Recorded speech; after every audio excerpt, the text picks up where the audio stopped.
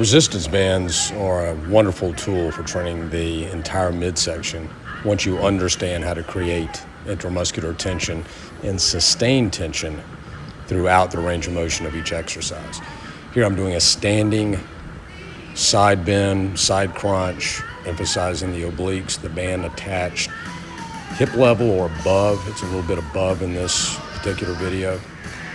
Wide stance, and the emphasis is on the in-range contraction here. You do get a stretch at the beginning. You want tension throughout, even in the stretch position, but you don't want to overstretch when you're going towards the anchor.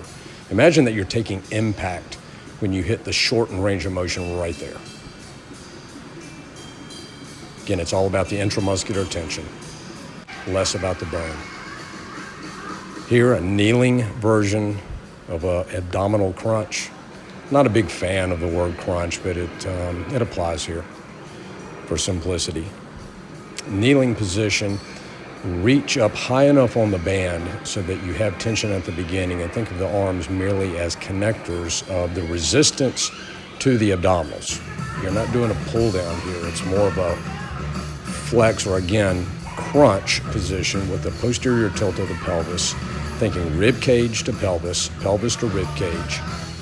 Again, imagining impact at that shortened range part of, or the bottom part of the range of motion at the bottom. Here, standing side rotation. Come up with all kinds of names again for this. Side chop, horizontal rotation, core rotation. The important thing is that you do the exercise efficiently. Stance wide enough that you have balance, but not so wide that it feels awkward, and that'll just take a little bit of experimentation. You want tension at the beginning of the range of motion. The anchor is in the same position as the oblique crunch, and you finish on the outside part of the hip. What you don't want to feel like you're doing is using your body weight to get to the end range. And then finishing up here, exercise 4, emphasizing the part of the range of motion we didn't get with the kneeling crunch. We're emphasizing the stretch part of the range of motion. Again, spinal flexion. The key is active range of motion on the eccentric, meaning that you're not just allowing gravity to take you down, you're activating the muscles in the spinal erectors to bring you into that bottom position to sustain tension. You'll know you're doing it correctly when you don't feel it in your back or your lower back.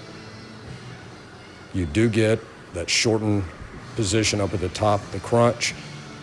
The emphasis is, again, that bottom part that we didn't get with the kneeling band crunch. No need to add extra weight here. You could, but it turns into something other than what we want for most people when they start adding weight and just thinking about getting A to B. Flex the abs, intramuscular tension.